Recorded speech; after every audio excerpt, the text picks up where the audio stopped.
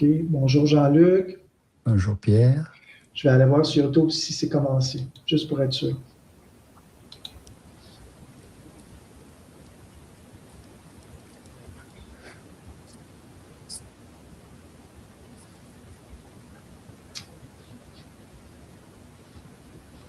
Non, ça n'a pas l'air d'être démarré. Peut-être que je vais aller la voir d'une autre façon.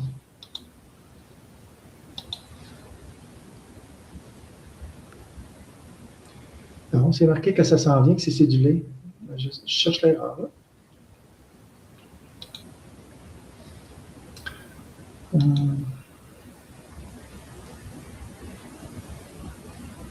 C'est marqué. Pourtant, il est 15 heures. On est le 31 aujourd'hui. 31 Il me semble que oui. Mm-hmm.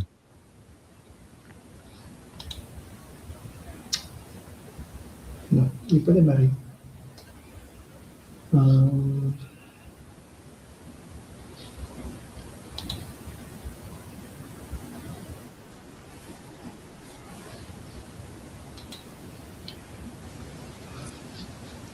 C'est démarré, c'est parce que je ne regardais pas au bon endroit.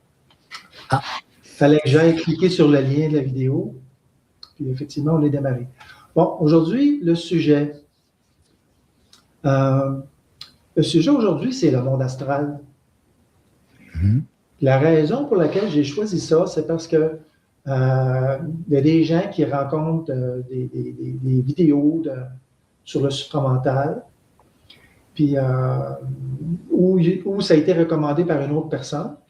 Puis ça parle souvent on a souvent le terme astral. Tu sais, on a le terme plan astro, monde astral, astralité, être astralisé, se faire astraliser. Donc, des fois, les gens peuvent se perdre un peu, puis encore, c'est un terme qui revient souvent. Fait que je trouvais que ce serait un bon sujet à développer pour que les gens peut-être aient une perception un petit peu plus ajustée. Donc, de quoi est-ce qu'on peut parler dans le monde astral? Il y a des communautés dans le monde astral. On peut parler de structures de communautés. Un point que j'aimerais aller peut-être plus précis, là, parce que la structure des communautés, c'est plus général, c'est la volonté propre qu'une âme a dans le monde astral. Okay? Est-ce que les âmes sont mauvaises dans le monde astral? Est-ce qu'elles sont mauvaises par choix? Est-ce qu'elles sont forcées de faire ces actions-là? Autrement dit, est-ce qu'ils ont une volonté propre? Ou on leur dicte leur conduite? On leur dit, bon, ben, toi, tu as un travail, c'est ça que tu as à faire. Il faut que tu fasses ça. Puis tu n'as pas le choix. Est-ce que c'est comme ça que ça se passe? C'est ça que j'aimerais éclairer nos auditeurs. Comment est-ce que ça fonctionne?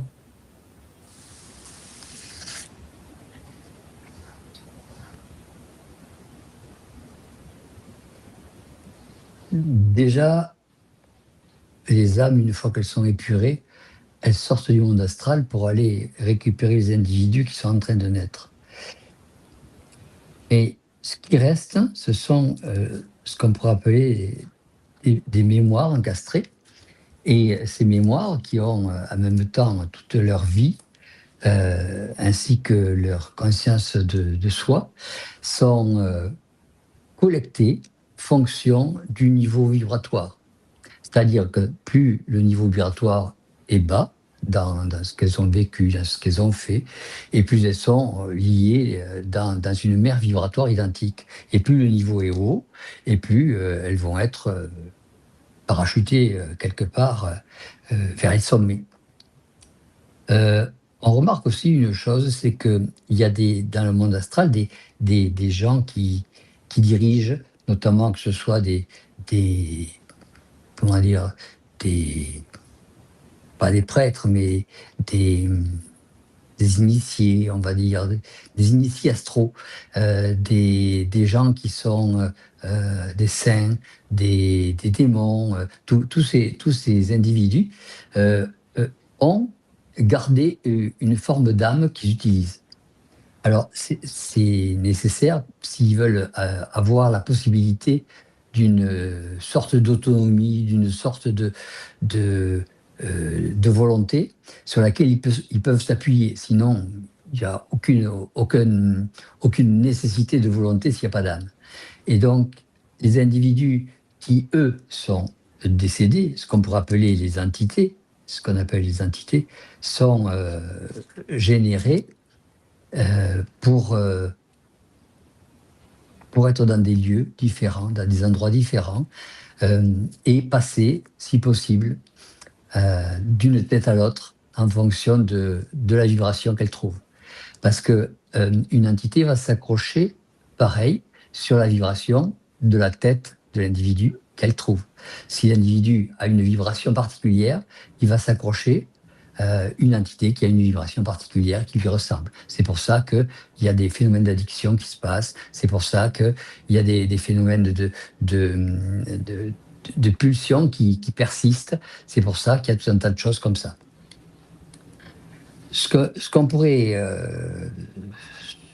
dire là-dessus, c'est que généralement, ces entités sont relativement, je dirais, jalouses, mais le mot jalouse,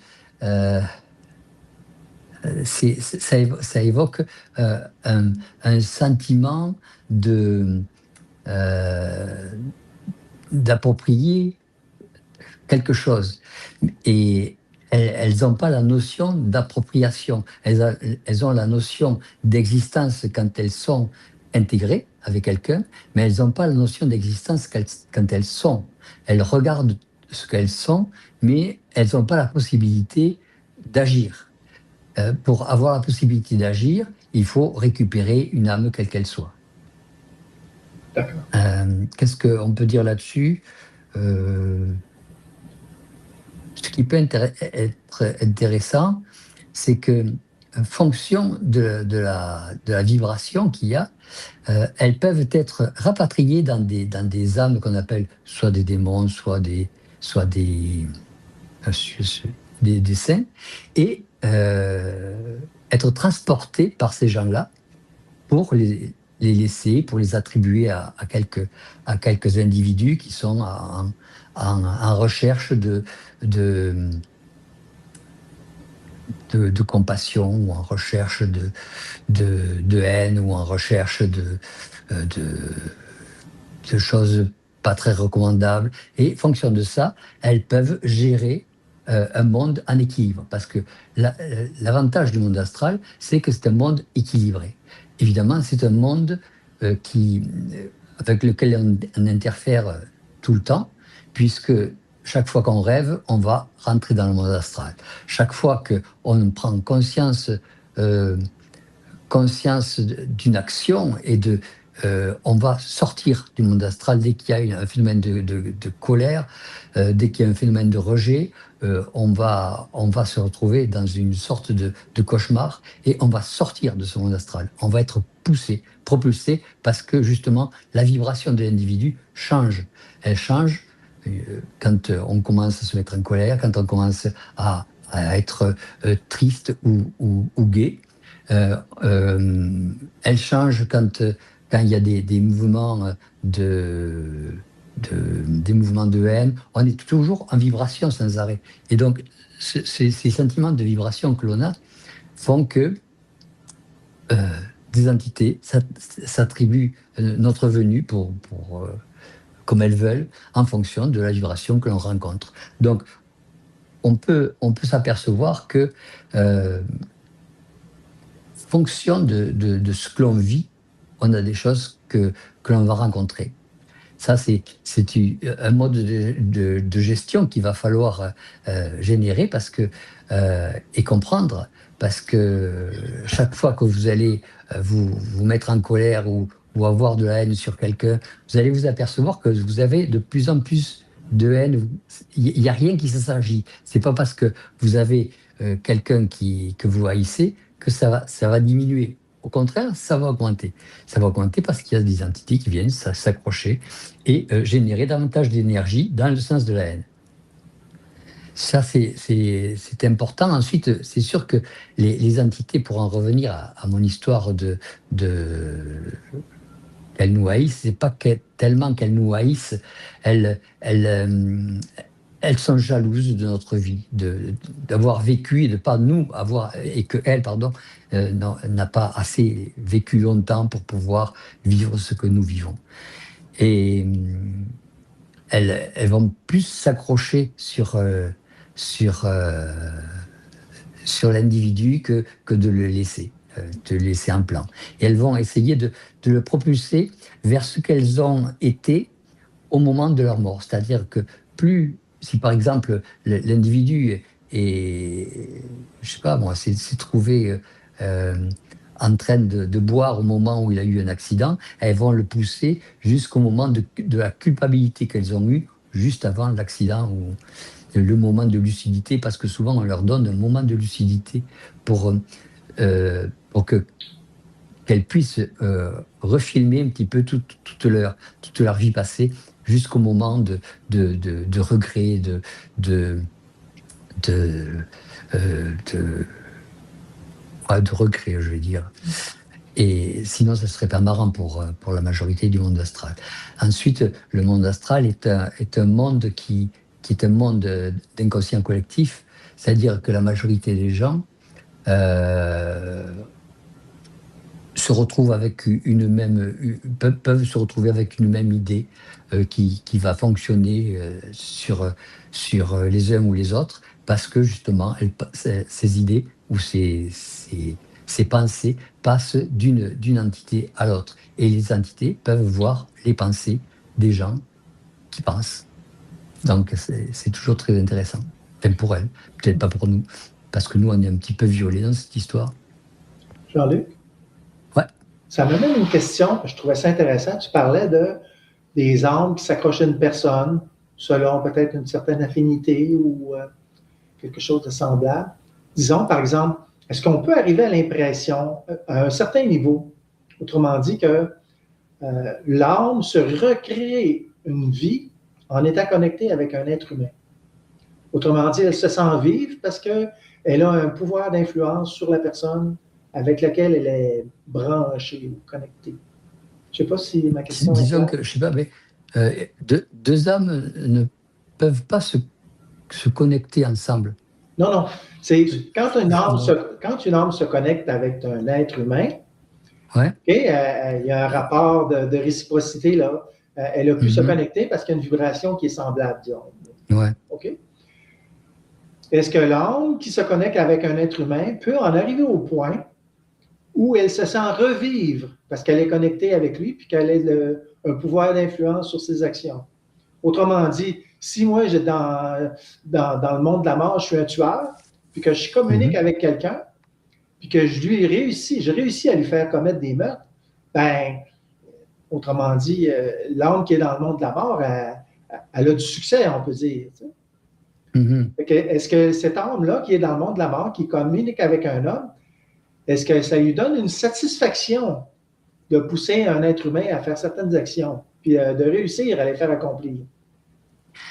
C'est-à-dire que l'âme en elle-même, c'est une sorte de véhicule qui va lire les programmations. C'est plus un ordinateur qu'un individu réfléchi. Donc l'identité qui va se retrouver dans l'âme va fonctionner, va développer ses corps subtils, et puis au travers des corps subtils, va pouvoir aller dans les différents plans. Mais cette âme, elle va servir de limiter les capacités de l'individu en fonction du programme. C'est-à-dire, si le programme, si dans le début du programme est marqué, il ne doit pas être très, très, très mental au niveau mathématique, il doit être très, très développé au niveau littéraire, etc. Donc, elle va couper des mémoires vis-à-vis des mathématiques, elle va obéir au programme de l'individu. Et donc, elle ne va pas trouver une satisfaction. L'âme ne peut pas avoir une satisfaction d'elle-même, puisqu'il faudrait qu'elle ait une conscience d'elle-même. Or, elle n'a pas une conscience d'elle-même, elle génère au travers de l'identité qui vient d'être incarnée la conscience d'elle-même. C'est-à-dire qu'elle fabrique de la mémoire. Donc, c'est un peu, ça me fait penser un petit peu comme des pièces, c'est comme des archives. Autrement dit, c'est comme des bobines de cinéma. Là. Il y a des pellicules, les choses sont enregistrées sur la pellicule. Donc, l'âme qui influence un être humain n'a pas vraiment une volonté propre dans le sens où elle propose. Elle propose des programmes, Pourquoi ces programmes, ouais. puis ça dépend de la volonté de la personne de les accepter ou de les rejeter. Souvent, quand on a un programme, on ne le voit pas. On le subit. On le subit une fois que c'est fait, on voit le programme. Mais pour le voir, je vais donner un petit exemple. Quand on faisait des séances d'hypnose, on prend un individu et on lui dit, quand tu vas te réveiller, on met l'individu sous hypnose, et puis on lui dit, quand tu vas te réveiller, on va se gratter la tête, par exemple, et puis tu vas enlever tes souliers et marcher pieds nus. Donc, on réveille l'individu, et on lui dit, on se gratte la tête, on parle, et puis on se gratte la tête à un moment donné, et puis on voit l'individu qui sort les deux chaussures. Et à ce moment-là, on intervient, on lui dit, mais pourquoi tu as enlevé tes deux chaussures? Et puis, il justifie le fait dans le sens, parce que j'avais chaud, ou parce que c'était trop serré, et puis il remet ses chaussures. Ce qui veut dire que, en fait, ces programmes sont lus, ont été mis par nous artificiellement, et ils sont obéis par l'individu, et l'individu n'a pas d'autre possibilité que de faire ce qu'il fait, quoi. Et c'est après où on peut arriver à lui dire mais pourquoi tu as fait ça, etc., en le poussant jusqu'au moment où il s'énerve parce que il y a une sorte de blocage, de blocage de programme. C'est-à-dire que il n'a pas le droit de voir tout ce qui a été programmé, parce que sinon il va voir ce qui est programmable futurement. Et donc, il y a ce phénomène de refus, ce phénomène de déni qui fait que c'était comme ça, lui, il a agi comme ça, mais il va jamais dire, c'est parce que j'ai vu ça dans ma tête que vous avez gratté la tête, que c'est le programme que vous m'aviez dit. C'est assez particulier. Et à ce moment-là, on s'aperçoit que euh, on a plusieurs programmes. On se demande pourquoi, quand on passe devant certaines choses, on se frotte le nez, ou pourquoi on se met à acheter des choses. Et les commerciaux jouent beaucoup avec ça, avec comment on appelle ça, la sorte de publicité. C'est un programme qui est mis dans la tête. Et nous, on l'exécute en achetant les barres de Twing ou les barres de chocolat ou les canettes de bière ou de ce que vous voulez quand vous voyez la publicité. Parce que vous avez quelque chose qui a été imprimé dans la tête, clac. Une sorte de petit programme qui fait que on va vous donner le goût de quelque chose. Donc ça part dans votre système de, de, d'envie, de besoin, ou dans votre système de survie. Donc, fonction du plan où le programme est accueilli, ça va, vous allez réagir comme ça ou comme ça. Okay. Comment est-ce que ça commence en passant? Je sais que dans les années, je ne sais pas en quelle année, dans les années 50, les gens allaient au cinéma, puis ils passaient des images, autrement dit, acheter du popcorn. On appelait ça subliminal. Ah, les images subliminales. Et c'est C'est ça. pareil. Autrement dit, il y avait une image, parce que le nombre d'images par seconde, je pense que c'est 20 ou 22. Ben, on passait une image, mettons un dixième. Autrement dit, la personne ne la voyait pas Ouais, physiquement sur l'écran, mais son subconscient pouvait l'enregistrer. Ils se sont c'est ça. aperçus que les ventes de popcorn, donc c'est le même principe. C'est ça. C'est pour ça que ça a été interdit. Mais euh, quel, quel est l'intérêt de ça? Ce qui est intéressant, c'est que il faut savoir pourquoi à ce moment-là, on a envie de pop-corn. Il faut se le demander. Si on ne se le demande pas, ben on l'achète. On le fait et on le mange. Mais si on se demande, tiens, pourquoi j'ai cette envie, qu'est-ce que c'est qui me pousse là? Alors, s'il n'y a pas une entité derrière qui pousse, ou si il n'y a pas vraiment un besoin physique de manger, Il faut se demander pourquoi ça c'est venu là. Est-ce qu'il y a eu une forme de pensée qui est passée par là et qui est venue s'installer discrètement? Est-ce que c'était quelque chose de subliminal qui a été fait pour du commerce? Et c'est à l'individu à analyser son comportement. Parce que le comportement d'un individu, comment dire, c'est une forme de girouette. Donc, dès qu'il y a des pulsions, des pensées, des programmes, des machins qui arrivent, hop, ils s'alignent dans le sens où, où la vague va le pousser. C'est là que se dirigeait ma prochaine question, c'est Hein. comment est-ce que l'individu commence à se rebeller contre le programme? Tu as commencé à l'expliquer. Ben, il va se rebeller dans le programme, vers le programme, où, dans la mesure où il va s'apercevoir que c'est pas que ça lui va pas, mais c'est que ça va dans un sens opposé à ce qu'il veut. C'est-à-dire que il va se rebeller si, par exemple, il va aller vers l'alcool alors qu'il n'aime pas ça. Et donc, il va dire non, j'aime pas ça, je vois pas pourquoi j'irai vers ça. Qu'est-ce que c'est qui me pousse là-dedans? Et donc, le fait qu'il refoule ça, automatiquement, la volonté qu'il a fait augmenter la vibration qui fait que c'est plus touchable vis-à-vis du programme. Donc, chaque fois qu'on a une vibration qui s'accroît, tac, on décroche le programme. On décroche le programme qui était en cours, ce qui permet de pouvoir se rebeller ou d'être en opposition. Si, par exemple on est en train d'avoir une grande joie, clac, brutalement, hop, le programme va se décrocher aussi. Donc c'est intéressant de sentir que, quelle que soit la réaction, on a toujours un petit décrochage du programme. Parfois, les tranches, les marges de programme sont larges. Et donc, si on doit prendre la voiture pour aller quelque part, on y prendra la voiture pour aller quelque part. Mais quand c'est des petites particules de programme, on peut arriver à, rien que par le fait de s'interroger sur soi, s'interroger sur ce comportement, on peut arriver à décrocher le programme et donc à se libérer directement de ce programme-là. Des fois, le décrochage est très, très clair. Tu sais, on sent qu'il y a des suggestions dans un environnement, tout le monde s'en va dans cette direction-là, puis on va refuser, puis c'est très clair.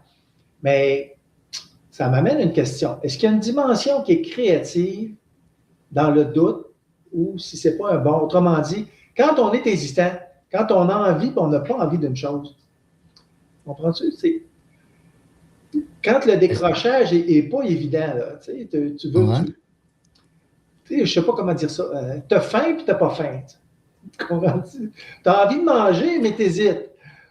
C'est quoi ça? Est-ce que c'est une dimension? Est-ce qu'il y a une forme de créativité dans le doute? Autrement dit, qu'est-ce qui se passe dans un moment où tu sens que ça décroche, mais que c'est difficile à. Qu'est-ce qui se passe dans l'hésitation? On pourrait appeler ça l'hésitation aussi. Ah, c'est ça. Ouais. Qu'est-ce qui se passe dans l'hésitation? Ça, c'est intéressant, ça. Dans l'hésitation. Dans l'hésitation, on regarde ce qui. Souvent, dans l'hésitation, c'est qu'il n'y a pas le programme, justement. Et c'est un petit peu. On attend la poussée, c'est-à-dire, qu'est-ce que c'est qui va nous amener dans quelle direction on va être amené et poussé par quelle énergie? Qu'est-ce que c'est qui va nous amener à aller dans une direction plutôt qu'une autre? Et souvent, on va s'apercevoir que c'est une énergie de manque. C'est-à-dire que, bon, si vous avez faim, c'est simple, vous allez, par le manque, aller vers cette direction ou celle-là. Et l'hésitation fait que on recherche toujours le manque pour pouvoir se diriger. Euh, est-ce que, est-ce que vraiment j'en ai besoin? Est-ce que vraiment j'ai soif? Est-ce que vraiment je bois sans avoir soif? Il y a toujours une sorte de petit conflit qui ressemble plus à une sorte de balance qu'à une sorte de conflit. C'est-à-dire que plus le manque est important et plus on se dirige. Et quand on hésite, quand on hésite d'acheter, je sais pas moi, un costume bleu ou un costume noir, on se dit, mais il y a toujours un effet de manque. Est-ce que j'en ai déjà? Est-ce que celui-là va être beaucoup plus axé pour aller à un enterrement? Ou est-ce que on évoque la mémoire de ce que l'on a déjà et de ceux qui nous rappellent les attitudes désagréables. Et donc, cet effet de manque que l'on ne veut pas, c'est-à-dire cet effet de manque de bien-être, si on préfère, fait qu'on va se diriger vers quelque chose qui va nous aller. C'est toujours un effet de manque qui fait qu'il y a une direction. Est-ce que je ne sais pas si je me fais bien comprendre Oui, là-dessus? oui, Ouais. c'est un terrain assez. Je vais essayer par une question. Est-ce que est-ce qu'une hésitation, une personne qui a beaucoup d'hésitation, est-ce que ça peut mener jusqu'à une névrose? Autrement dit, Une angoisse. est-ce que les gens névrosés sont des gens qui ont beaucoup d'hésitation, qui souffrent beaucoup d'indécision? Est-ce que même trop d'indécision peut mener même à la maladie mentale? Est-ce que, je ne sais pas. C'est-à-dire que les névroses, c'est essentiellement des gens qui ont peur soit de rater, soit de pas réussir quelque chose, soit de ne pas faire ce qu'il faut. Et le blocage, c'est un petit peu comme le manque de sensibilité, le manque de savoir, de connaître sa propre sensibilité. Après, se développer sur quelque chose qui est pathologique, on a toujours tendance à penser que on va être fou. Mais si ce n'était pas marqué, dans le programme qu'on soit fou, on ne sera pas fou. On sera dans des zones euh, difficiles à supporter, mais pas de la folie jusqu'au moment où on va en avoir marre d'être dans l'indécision, parce qu'on va s'apercevoir que, d'une part, on ne perd rien, euh, d'une part, il n'y a jamais d'erreur. Si on s'aperçoit qu'il n'y a jamais d'erreur, on pourra toujours faire ce qu'on voudra. Donc, on va sortir de la névrose. Si on est toujours dans le fait euh, de sentir qu'on a peur de faire ça ou ça, parce que ça nous créerait ça ou ça créerait ça, on va s'apercevoir qu'on ne vit pas. Et le fait de ne pas vivre va nous propulser vers quelque chose. C'est, c'est cette propulsion que l'individu névrosé attend fondamentalement. Est-ce que la D'être. colère, oh, excuse-moi, Vas-y, est-ce vas-y. que la colère, ce ne serait pas d'ailleurs un des très bons, si ce n'est pas le meilleur outil pour neutraliser, pour détruire l'hésitation, dans le sens où, autrement, dans l'hésitation, il y a toujours une question de choix. On choisit entre deux choses, ou on choisit entre trois choses, ou entre quatre choses.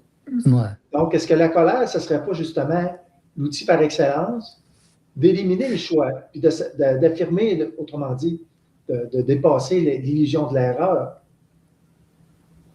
C'est-à-dire que la colère, c'est une colère mentale, je suppose, parce qu'une colère astrale va faire un petit peu capoter la totalité de la chose. Mais quelqu'un qui a une colère mentale et qui sait ce qu'il veut, donc ça va être moins difficile, du moins à trouver ce qu'il veut. Euh, Celui qui a une colère astrale va plus mettre tout en l'air et voir ce qui reste. Et à partir du moment où cette colère un petit peu va lui faire ressortir un peu toutes ses sensations, toutes ses mémoires pour pouvoir se diriger. Tandis D'accord. qu'une colère mentale va faire en sorte que ça n'existe pas. Il va rencontrer l'erreur. Il va rencontrer que l'erreur n'existe pas. Et donc, euh, que ça ne sert à rien et qu'il faut se lancer et puis c'est tout. C'est intéressant le sujet de la colère astrale. Qu'est-ce qui se passe dans la colère astrale? Qu'est-ce qu'un individu essaie de. On dirait que dans la colère astrale, l'individu n'arrive plus à être aux manettes et demande quelque part qu'il y ait quelque chose qui soit aux manettes et qui soit dirigé. Et en se dirigeant, soit il rentre dans un inconscient collectif et il y a des circuits autonomes qui font que l'individu va avoir soit à tout renverser, soit à se battre, soit etc., pour le ramener vis-à-vis de son corps, dans le sens, ça sert à rien que tu sois en colère, tu vas revenir toujours au même point, au point de départ. C'est-à-dire que ça ne sera pas avancé grand-chose si ce n'est que tu vas avoir blessé l'environnement, que ce soit l'environnement humain ou l'environnement matériel. Et le fait de blesser un environnement fait que l'individu a en retour une sorte de pénibilité ou d'énergie à récompenser vis-à-vis de l'extérieur. Donc, soit il va devenir triste, soit il va avoir la sensation que il regrette, etc., d'avoir tous ces sentiments qui sont des sentiments astraux et qui fait que bon, ben, il va repartir dans un inconscient collectif astral dans sa manipulation et puis voilà. Donc une colère astrale, c'est une colère qui se fait emporter. C'est un individu qui se fait emporter par un inconscient collectif. Voilà ce que je pourrais dire. C'est intéressant. Ce Donc, n'est pas un individu individuel. non, Voilà. c'est ça. Autrement dit, c'est un peu une colère astrale, est-ce que c'est l'individu qui a tendance à projeter son impuissance sur les autres? Il se projette, autrement dit, si les choses ne fonctionnent pas, ben c'est la faute des autres. Je ne sais pas, là, je sais ça. Ouais, c'est ça. C'est toujours que, que lui n'est pas reconnu, que lui n'est pas situé, que lui n'est pas, on ne lui donne pas ce qu'il veut. Donc c'est un petit peu un constat d'échec. Et l'individu qui se met en colère astrale, c'est un individu qui se met en constat d'échec. Il n'est peut-être pas vis-à-vis de l'extérieur qui lui refuse ce qu'il veut, mais c'est toujours vis-à-vis de son constat d'échec à lui. Oui, c'est ça. Là, je vois une nuance, c'est qu'il peut avoir dans cet état-là une forme de destruction envers l'environnement, mais aussi il peut s'autodétruire, dans le sens où, sans se suicider, il peut vivre un état de dépression, autrement dit, il souffre de son impuissance. Il souffre de son impuissance, c'est ça. OK. C'est intéressant comme sujet. OK. Qu'est-ce qu'on peut parler d'autre par rapport à la conscience astrale?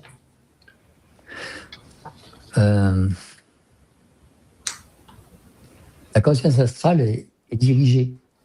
Il faut voir une chose, c'est que tout ce qui est astral est, on pourrait dire, manipulé contre nous. Mais tout ce qui est éthérique manipule tout l'astral. Donc, sinon, on serait déjà morts tous. Parce qu'ils nous haïssent les uns et les autres, ou certaines entités sont bienfaisantes, d'autres essayent d'être malfaisantes ou par nécessité deviennent malfaisantes. Mais ce qu'on pourrait appeler le monde des contacts ou le monde éthérique manipule l'astral pour avoir son objectif. Par exemple, on se dit, tiens, le Covid, ça a été un système astralisé qui s'est propagé dans le monde entier. Et on ne s'aperçoit pas que le programme des contacts était là pour que l'objectif, c'était d'unifier les pays entre eux. Et que cette unification, elle a été donnée au début, et ensuite, l'homme a voulu revenir à ce qu'il était auparavant. Et donc, il a recréé ces systèmes différents, ces systèmes segmentaires. Et donc, les plans n'ont pas voulu maintenir ça, faire une autre sorte d'épidémies virales, etc. Et ils ont préféré taper davantage sur un système qui est, bon, je ne veux pas faire de politique, mais sur un système indépendants les uns des autres. Ce qui fait que l'objectif actuel, c'est d'abattre le système économique. Ensuite, l'objectif suivant, ce sera d'abattre le système financier. Et quand on voit tous ces programmes qui sont là, et qui sont faits pour se construire au niveau intelligent, on s'aperçoit qu'on a beaucoup de souffrance, on va beaucoup souffrir. Euh, on s'aperçoit par exemple l'IA, l'intelligence artificielle, est aussi voulue par le système éthérique et manipulée par le système astral. Les gens ont peur de l'IA parce que ils arrivent à se dire jusqu'au moment l'IA va nous diriger. Non, elle ne va pas nous diriger, mais on va se retrouver vis-à-vis d'un mur. C'est-à-dire, ce mur, ça sera l'intelligence face à l'émotion. Nous, si par exemple, on doit envoyer notre enfant à 200 km dans une école pour qu'il se développe d'une manière intelligente, on n'aura pas tendance à le faire parce qu'on voudra garder son gamin à côté de nous, qui viennent manger tous les soirs, etc. Et par contre, l'IA, elle va dire non, c'est pas intelligent, vous devez aller vous porter là-bas et, euh, et ça permettra à l'individu de se développer. C'est-à-dire que le conflit avec l'émotion va se trouver directement vis-à-vis de l'homme. C'est ça qui est assez rigolo, c'est que le système d'émotion, plutôt que nous de nous en servir, on a la sensation qu'il va nous desservir.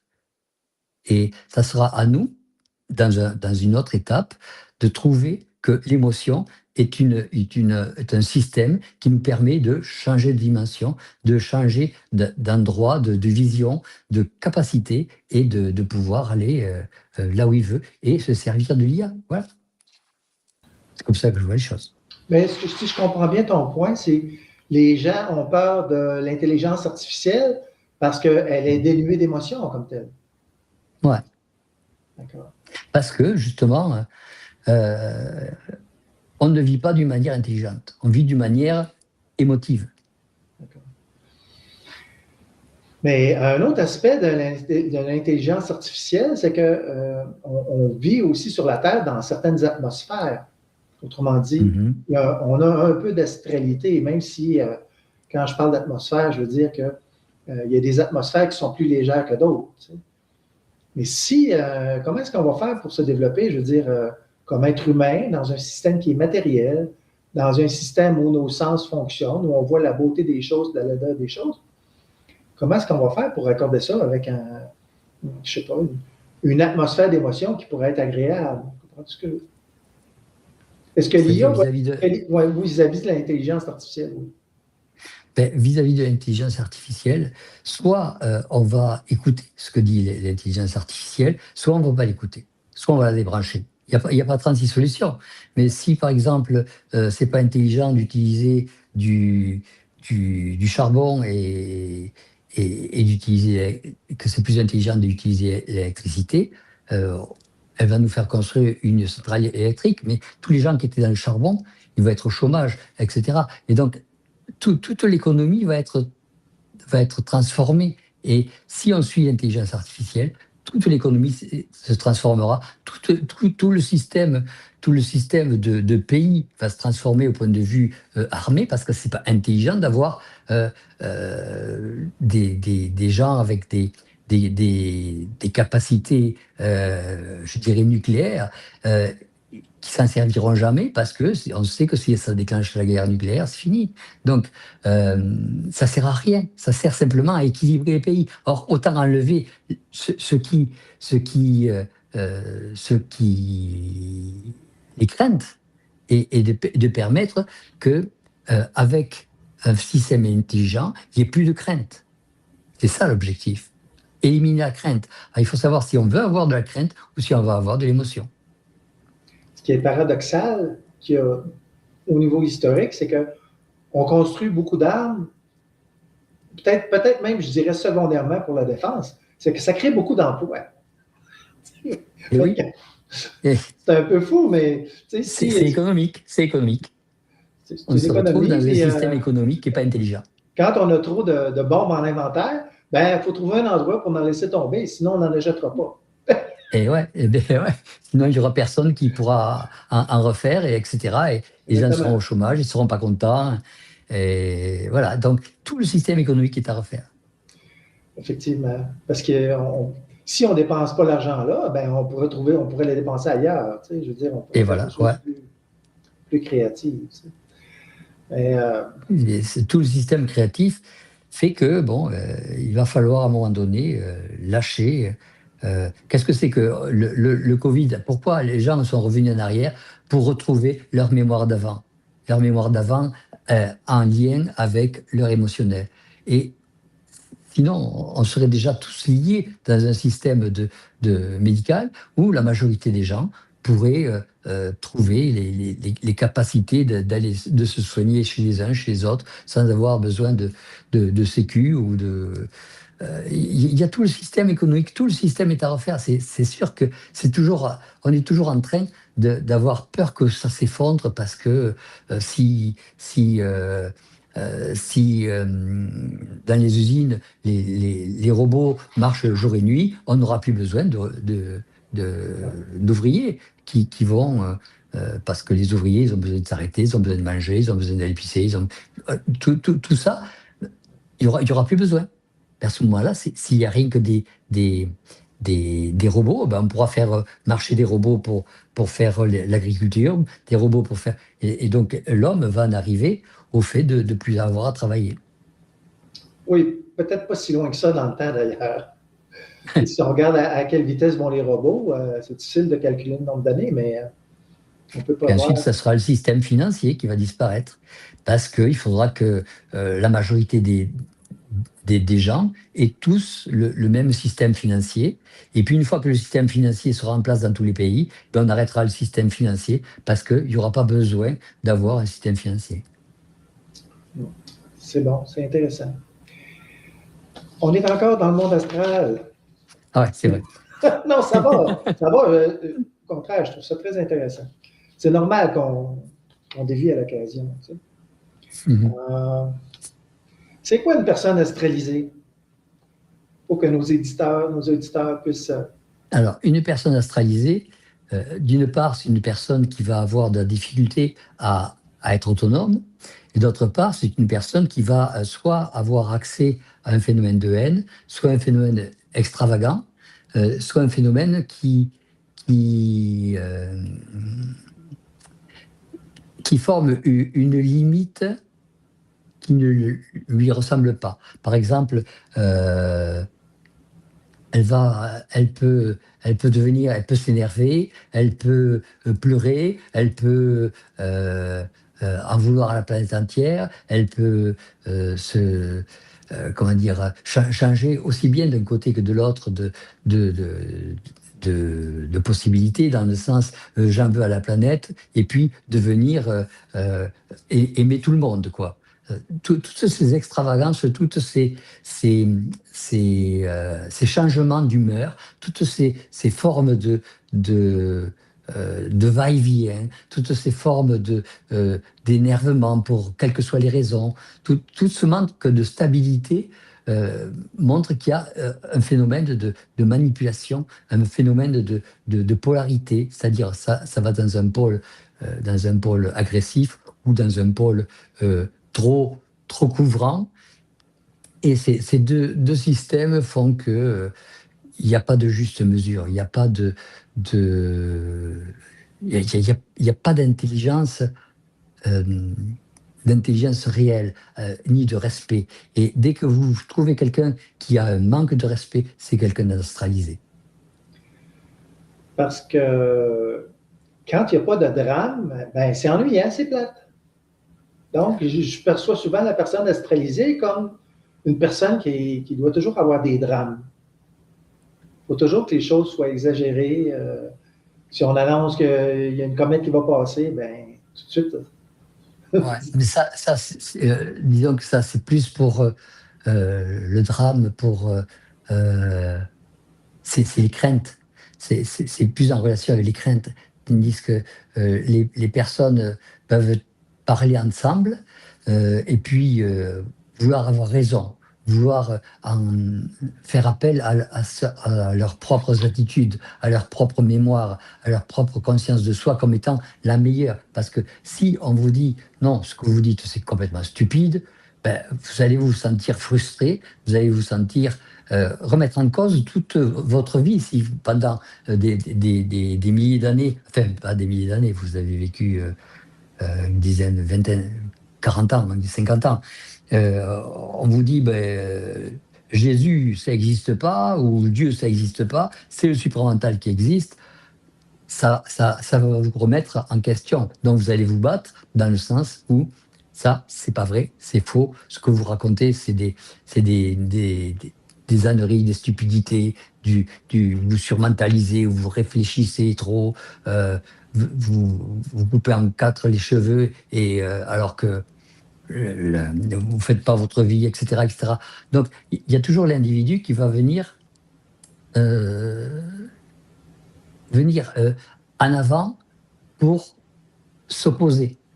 Et donc, cet individu sera astralisé parce que l'astral, quand vous prenez quelqu'un qui est astralisé ou quand vous prenez une entité, elle va vous tenir tête jusqu'au moment où elle sait que là, c'est fini parce qu'il n'y a plus d'informations, parce qu'elle ne peut pas avoir accès à autre chose, parce qu'elle n'a pas de système créatif. Et donc, elle va s'arrêter.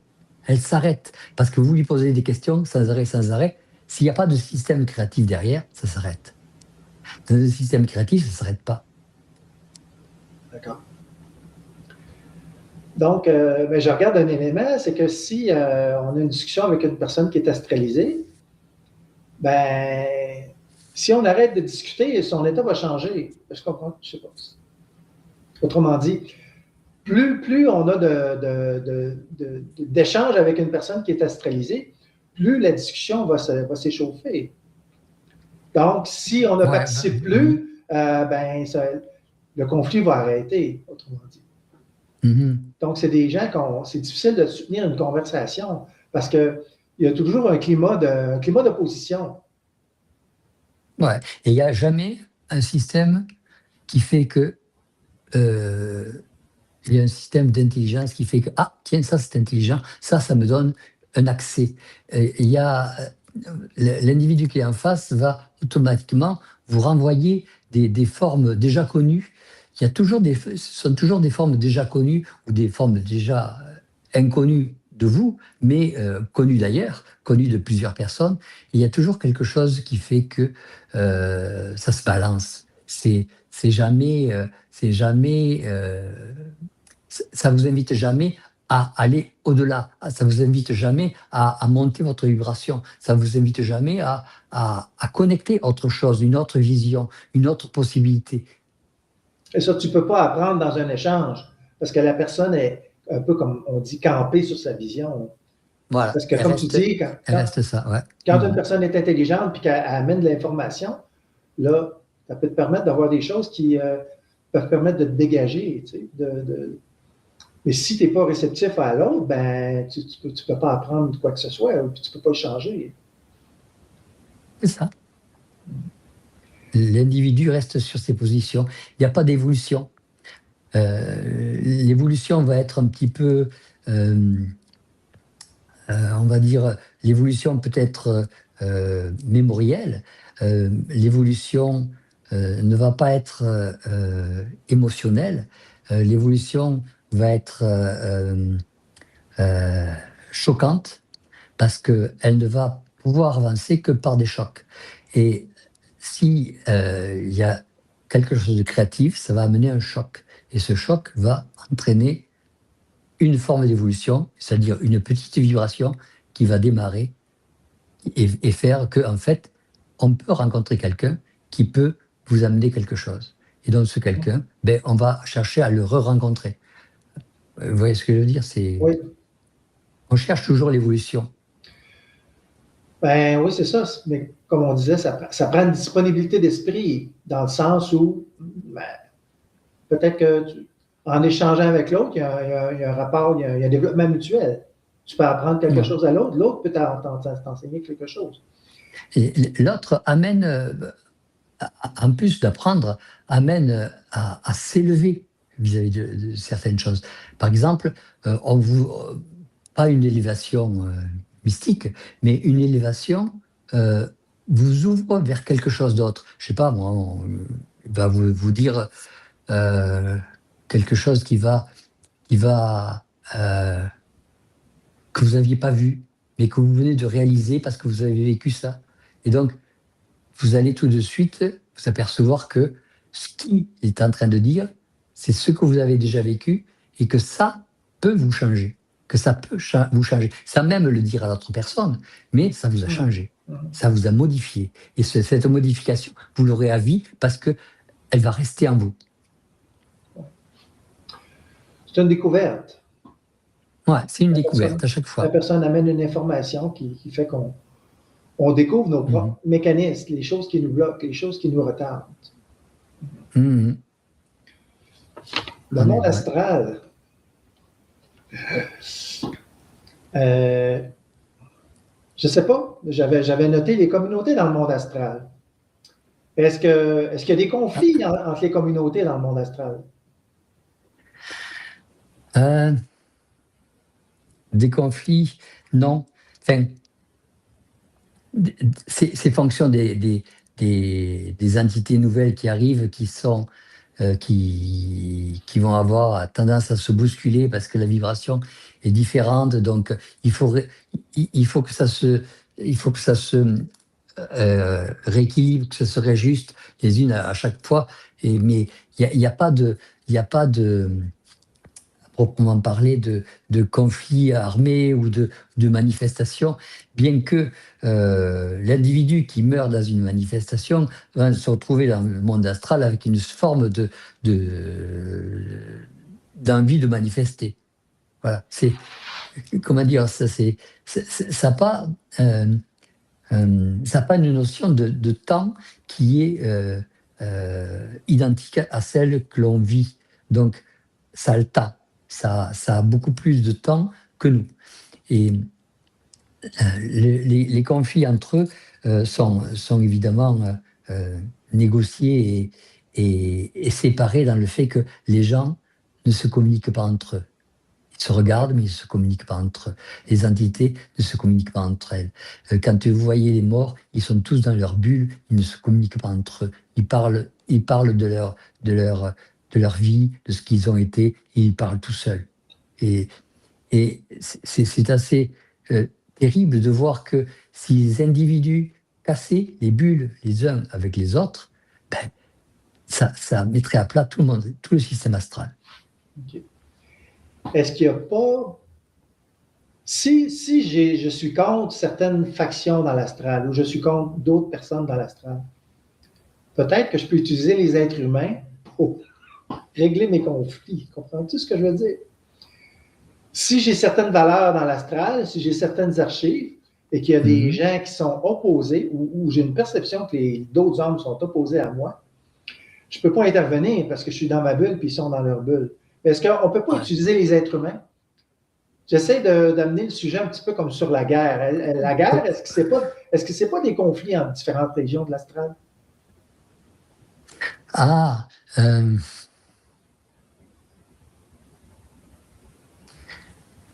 c'est toujours des systèmes de réunification. Parce qu'on on voit la guerre comme quelque chose de destructif. Évidemment, il y a le chaos qui se passe, mais ensuite, il y a une reconstruction. Il y a une reformation.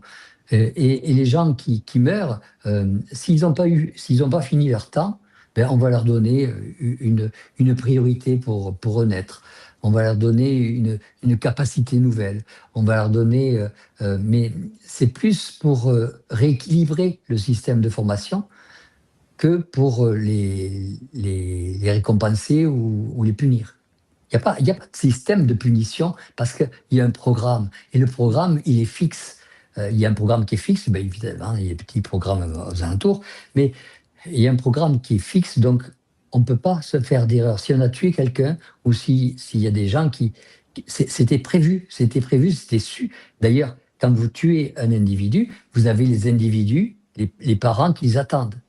Vous avez, enfin, les parents, s'ils sont morts avant, évidemment, ou des amis qui l'attendent, etc. Donc, tout est vu, tout est su, et bien avant que ça se fasse.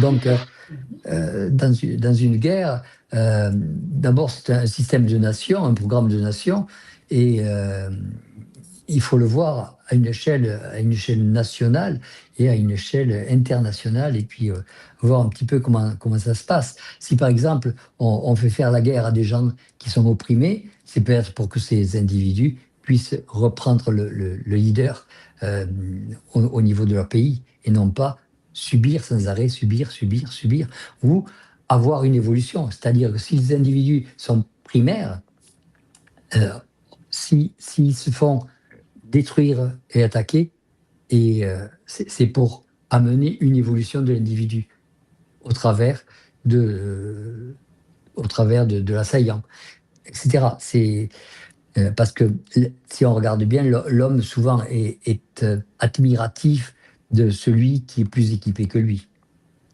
OK, effectivement. Mais j'ai perdu ma question. Autrement dit, si je comprends bien ce que tu expliques, c'est que la guerre, dans le fond, c'est quelque chose de nécessaire pour repartir sur des bases nouvelles.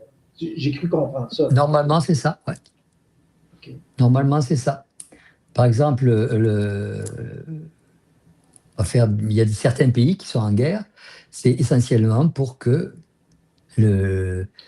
certaines bases soient beaucoup plus unifiées au niveau. Par exemple, on va prendre l'Ukraine. C'est pour que l'Union européenne soit réunifiée, s'unifie d'une manière totalement indépendante. Et une fois que tout ça sera unifié et que tous les autres pays qui auront eu peur du phénomène d'invasion de la Russie soient unifiés, bien la Russie se mettra après dans le système européen, etc. Donc il y a tout un tas de choses qui font que tout soit unifié progressivement, etc. Donc, les gens qui déclenchent des destructions, je ne sais pas, je ne veux pas parler spécifiquement de quelle religion, mais quand on parle de religion, par exemple, quand il y a des situations d'invasion, des gens qui se font envahir, finalement, c'est parce qu'ils dénotent, on peut dire qu'ils ont des problèmes de faiblesse.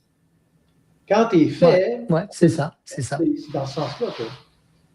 Donc, si tu es faible, tu es attaqué parce que tu es obligé de te développer, tu es obligé de devenir plus fort. Ouais.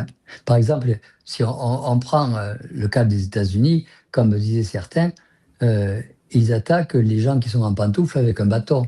Donc, ce n'est pas des gens qui ont la bombe atomique. Oui, effectivement. Et après, secondairement, quand l'Iran aura la bombe atomique, plus personne ne l'attaquera. Mais au bout du compte, quand tout le monde aura la bombe atomique, plus personne ne l'utilisera, puis on l'abandonnera. Et puis, il y aura une unification, etc. Mais c'est voulu, c'est l'objectif, l'évolution générale. Sinon, ça sera un phénomène anti-évolutif, et c'est pas fait pour. Ça sert à rien. L'individu est fait pour évoluer, et non pas pour rentrer dans un retour d'évolution. Est-ce qu'il y a des entités dans le monde astral qui ont des grandes missions, qui ont des grandes, je ne sais pas comment dire ça, des grandes responsabilités, des grandes fonctions dans ce sens-là, autrement dit, des mouvements d'impression qui peuvent affecter, par exemple, 10 millions, 100 millions, 1 milliard de personnes? Ouais. Vous avez comme Céline Dion, comme ces gens, ils sont guidés. Les grands chanteurs et tout ça, tout ce qui génère de l'émotion sont guidés. Avant, c'était les saints qui étaient guidés. Mais bon, quand vous rencontrez un saint, moi j'ai eu la chance d'en rencontrer un. j'ai été percuté par le fait que l'individu que j'ai rencontré était tellement, comment dire, euh, brûlé, blessé, euh, euh, tellement, je dirais c'est pas généreux, mais tellement à absorber toute notre douleur, euh, toutes nos craintes, toutes nos peurs, que ça vous met à zéro. Bon, ces individus sont là pour soulager la peine de certains hommes, de certaines femmes, et travaillent dans ce sens-là. C'est pour ça que je les ai rencontrés à ce moment-là, parce qu'ils me disaient qu'on allait travailler ensemble, etc. Et quand vous voyez ça, vous vous apercevez qu'il y a un phénomène qui se passe, de soulager par exemple une mamie qui vient d'être opérée, qui va mourir, euh, il vous soulage à 80% la douleur, et la douleur mentale et la douleur physique. Et ce qui se termine, c'est que la personne peut mourir tranquillement, mais elle ne saura jamais qui c'est qui l'a soignée.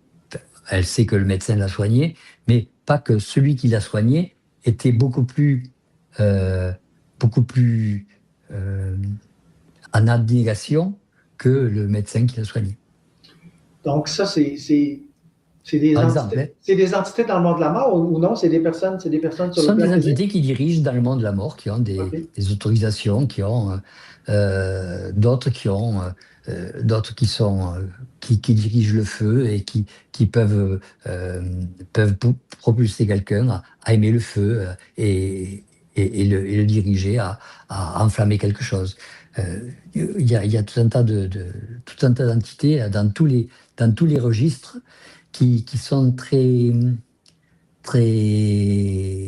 serviables, d'autres moins serviables, d'autres qui vont vous propulser dans des systèmes de programmes que vous n'avez pas encore atteints, et qui vont vous pousser vers des choses qui en fait, vont vous obliger à revivre des choses que vous avez vécues, pour équilibrer vos émotions, pour équilibrer les corps que vous avez, de façon à pouvoir sur une distance de 1000 ans ou de 10 000 ans, avoir vécu un équilibre émotionnel. Donc, vous avez tué des gens, on va vous tuer, et puis vous allez être équilibré au point de vue émotionnel. Et au bout peut-être de 20 meurtres, et aussi bien de 20 fois où vous serez tué, etc. Ça permet de l'équilibre émotionnel. Je ne sais pas si je me fais comprendre. Non, non, moi aussi, j'avais je ne sais pas comment dire ça. Autrement dit, effectivement, tu sais, les actions passées, il ne faut pas voir ça comme un système de punition. Ça veut dire qu'on agit spontanément, on a des instincts d'animaux, et dans une Mhm. expérience, ben, faut toujours faire le tour d'une expérience. Autrement Ouais. dit, tu as le côté positif, le côté négatif. Donc, et tu tues une personne, ben, peut-être qu'un autre jour, c'est toi qui se fais tuer pour que Pour que tu il se crée. ouais, que tu équilibres l'énergie. C'est Ouais. ça, pour qu'il y ait un équilibre qui se crée, effectivement. Ouais. Mais ce n'est pas un système de punition. Il n'y a pas de punition. Il n'y a pas de punition, il n'y a pas de récompense. Ça prend un équilibre pour évoluer. Donc, il faut qu'il y ait des énergies qui soient rééquilibrées. Sans ça, Voilà, c'est tu ça. peux pas évoluer. C'est ça. Okay. Euh, il y a des gens aussi, quand ils commencent à découvrir le supramental, c'est une question qui est revenue souvent. On pourrait quand même l'explorer. Il y a des gens qui sont intéressés des fois à communiquer avec l'ajusteur de pensée et ils sont inquiets par rapport se demandent s'ils ne vont pas peut-être parler avec une entité ou des choses comme ça. Mhm. Qu'est-ce qu'on peut dire à ces gens-là de ne pas vivre d'inquiétude inutile? Mais s'il pose un tas de questions et que ça répond toujours, ça peut être le contact. Si ça s'arrête, c'est que c'est une entité. C'est aussi simple que ça. Posez une question, vous posez une question, puis vous posez une question sur la question, puis vous posez une question sur la question. Normalement, au bout de 4 ou 5 heures, que vous posez une question comme ça ne s'arrêtera jamais si c'est le contact. Si c'est une entité, ça s'arrêtera au bout de 10 minutes. D'accord. Pourquoi? Parce que Parce que l'entité est trop limitée dans son registre? l'entité est trop limitée dans son registre, parce qu'elle n'a que sa vie, et même son intelligence, elle va la piocher dans sa mémoire. Donc, elle va harmoniser ses mémoires, mais elle ne va pas pouvoir trouver quelque chose de créatif. OK. Le contact est toujours créatif. Le contact va toujours trouver les moyens de nous amener vers quelque chose qui va vous couper le souffle. Une entité va jamais vous couper le souffle. Elle va toujours vous amener dans quelque chose de polaire, c'est-à-dire quelque chose que vous regrettez ou une mémoire. Et vous allez vite partir vers votre pensée, vers des pensées particulières ou des choses vécues, etc. Tandis que le contact, comme vous allez l'interroger, il va toujours partir, il va toujours vous amener dans quelque chose de nouveau que vous n'avez jamais vécu. Et là, vous allez commencer à faire des associations de ce que vous avez vécu pour vous libérer de quelque chose. Et au bout du compte, si vous arrivez à ne plus parler avec le contact, vous allez vous dire, mais attends, j'étais comme ça, moi. Vous allez changer. C'est votre changement. Et votre changement entraînera un changement de votre environnement. Donc, c'est qu'est-ce qui se passe là qu'on commence à identifier des choses dans nos mémoires qui ont un effet de déséquilibre avec le C'est-à-dire contact? qu'avec le contact, on ne va pas avoir accès aux mémoires. On ne va même pas avoir accès à ce qu'il raconte. C'est-à-dire que quand on va parler avec le contact, dès qu'on veut mettre en mémoire ce qu'il est en train de dire, ça va s'arrêter. Ça va s'arrêter. Pourquoi? Parce que la mémoire, c'est un système astral. Et donc, on va baisser la vibration, on va se retrouver dans un système collectif. Et là, on n'aura plus la connexion. C'est un peu comme si on change les ondes pour mettre ça en suspens. Et qu'on change l'onde, automatiquement, on ne va pas récupérer la même onde. Donc, si on veut parler avec un contact et que ce contact nous amène à quelque chose d'évolutif, il faut se laisser, comment dire, se laisser porter avec notre esprit et continuer sans arrêt. Puis vous allez voir, c'est tellement portant que on n'a plus envie de revenir. OK. Ça ne veut pas dire qu'on soit mort, mais qu'on a toujours envie de continuer, que ça continue. On découvre des choses, on arrive à des taux vibratoires qui permettent de connaître ce qu'on pourrait appeler des secrets. Donc, on s'aperçoit que ça, c'est quoi ça? C'est quoi? Pourquoi ça? Puis, petit à petit, on va plus loin, on va plus loin, on va plus loin. Mais quand on revient, on ne sait pas trop ce qu'on a fait, mais on sait qu'on a fait des choses. On sait qu'on a vu des choses, on sait qu'on a appris des choses, mais on ne les a pas en paquet, on ne les a pas en mémoire. Et donc, on a la sensation que tout ce qu'on a vécu, c'était bien, mais on ne peut pas le raconter. Si on parle avec l'ajusteur de pensée, disons pendant 1 heure, 2 heures, 3 heures, Mhm. on s'arrête comment? C'est lui qui s'arrête. OK. C'est lui OK. qui voit que on a besoin de vivre autre chose, parce que notre vibration, elle va être tellement développée que on risque non pas de capoter, mais c'est que l'environnement va capoter. Votre chienne ne va plus vous reconnaître, votre chat non plus, votre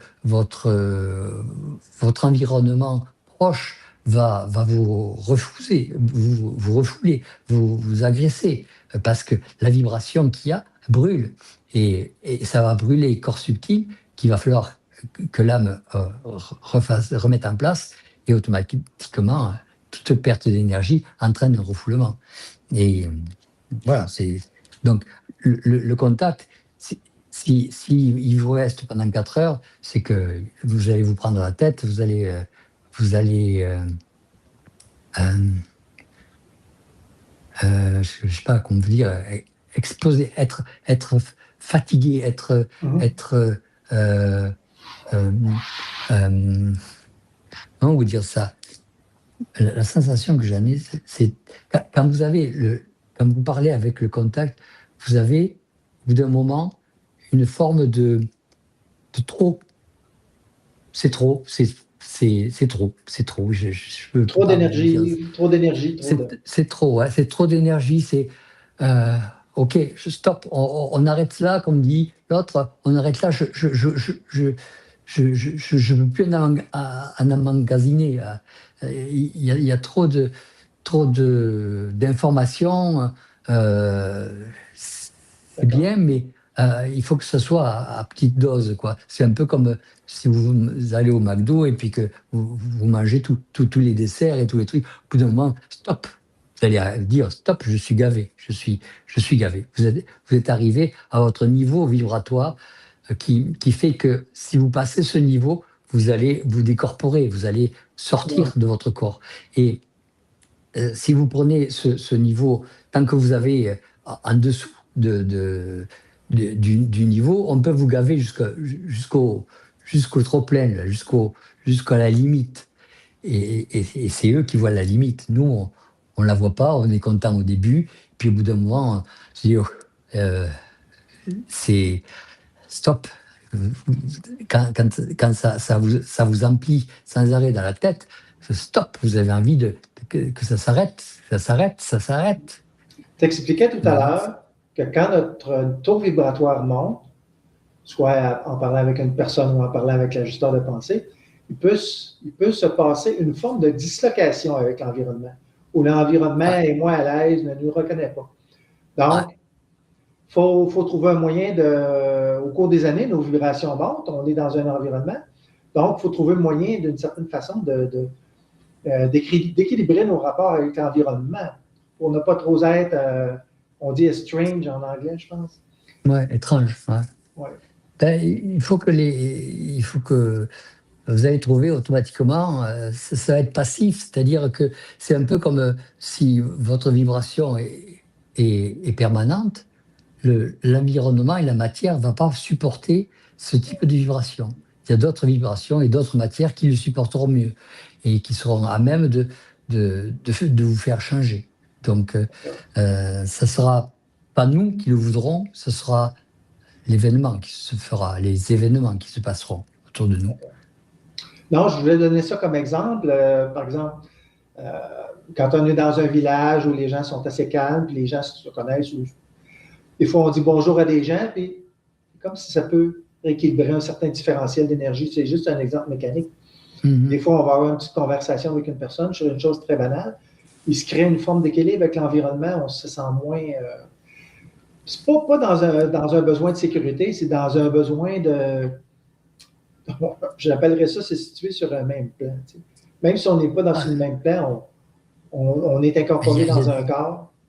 ouais. Mais il y a des fois où vous allez, vous rentrez dans un magasin, vous n'avez jamais rencontré qui que ce soit, vous vous demandez à acheter du fromage, et puis l'individu, il vous regarde d'un air mauvais, comme si vous alliez faucher le fromage. Et donc, il vous balance ça comme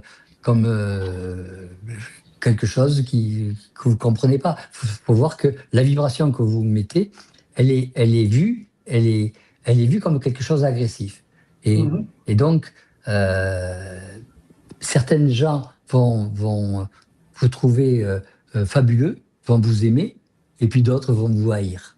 C'est assez marrant. Oui, c'est intéressant tout ce phénomène-là. Ça fait déjà un petit bout. Euh, je préfère qu'on ne fasse pas des émissions trop longues. Alors, Ah ouais, ouais, ouais. Mhm. parce que Peut- on s'en parlera pendant la pause. C'est ça, je vais arrêter l'enregistrement et Ouais. reste avec moi en Mhm. ligne qu'on échange un petit peu. D'accord? Ouais. Attends, je vais aller peut-être aux toilettes ou boire un petit coup. OK. J'arrive, Pendant ce temps-là, parce que j'ai pas pris de l'eau. j'arrête l'enregistrement. D'accord? Ok, d'accord, ok.